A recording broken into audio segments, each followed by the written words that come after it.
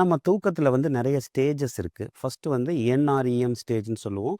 அதாவது நீங்க தூங்க போனீங்கன்னா, நீங்க போய் படுத்த உடனே உங்க ஸ்லீப் வந்து ஸ்டார்ட் ஆகுது பார்த்தீங்களா? அந்த ஸ்டார்ட் ஆகி 10 நிமிஷம் வந்து பார்த்தீங்கன்னா, என்1 அப்படிம்போம். என்1 ஸ்டேஜ் அப்படின்னு சொல்லுவோம்.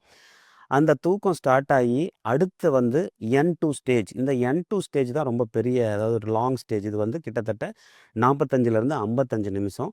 அதுக்கு அடுத்தது என்3 ஸ்டேஜ் அப்படின்னு சொல்லுவோம். அந்த என்3 ஸ்டேஜ் தான் டீப் ஸ்லீப். அந்த டீப் ஸ்லீப் வந்து பார்த்தீங்கன்னா, ஒரு 15லேருந்து 25 நிமிஷம்.